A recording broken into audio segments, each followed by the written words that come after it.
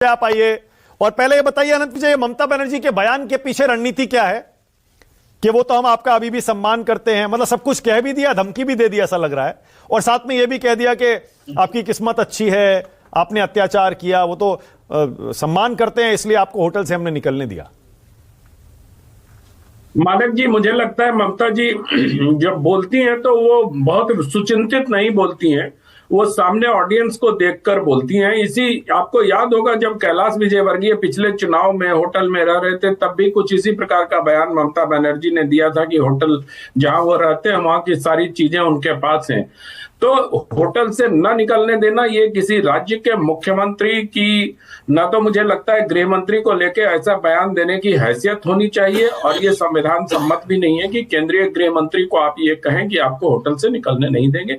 तो इस बयान को इतनी गंभीरता से नहीं लेना चाहिए। ममता जी ने कह दिया होगा, और अपने ऑडियंस को ये दिखाने के लिए कि देखो मैं अमित शाह से हेड ऑन टक्कर ले सकती हूँ और उनको कुछ भी कह सकती हूँ।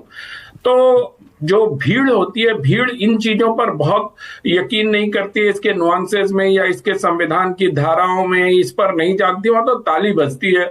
और जो राजनेता होता है वो अपनी भीड़ से ताली बजवाने के लिए इस प्रकार के बयान देता है। बिल्कुल बिल्कुल बिल्कुल लगता है वही कोशिश की है जैसे अडवाणी जी का रथ रोक दिया था लालू जी ने।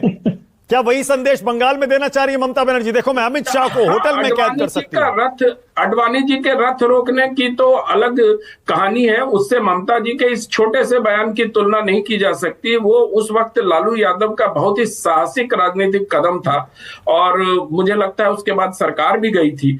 तो इसलिए इस प्रकार से ममता बनर्जी के इस छोटे से बयान की तुलना उससे नहीं करनी चाहिए। यह बयान मुझे बेसिकली लगता है कि ये ताली बजवाने और अपने लोगों से मजमा लूटने के लिए दिया गया बयान है। इस पर हम लोग चाहे जितना मंथन कर लें, लेकिन जो एक बात उन्होंने दुशासन और शकुनी वाली कही थी, और अगर पूरे बयान को ममता बनर्जी के देखें तो मुझे ममता बंदोपाध्याय जी में एक थोड़ी सी हताशा सी नजर आती है। पता नहीं क्यों वो इतना परेशान हो रही हैं। अगर देश का गृह मंत्री चुनाव, भाई अमित शाह तो हर राज्य में पहुंच जाते हैं चुनाव कराने के लिए, तो आप हताशा में क्यों हैं? आपको क्यों ऐसा लग रहा है कि कुछ गड़बड़ हो रहा है, कुछ ऐसा हो रहा है? और अभी आपने जो बयान सुनाया ममता बनर्जी का, बड़ी चतुराई से उन्होंने महात्मा गांधी पर आके अपनी बात खत्म कर दी कि महात्मा गांधी राष्ट्रपिता का नाम बदल दिया उन्होंने, लेकिन वी राम जी ये नहीं बोला उन्होंने, क्योंकि राम का नाम ममता बनर्जी लेने में थोड़ा हिचकती हैं। आपने पिछले चुनाव में या पिछले समय में देखा है कि जय श्री राम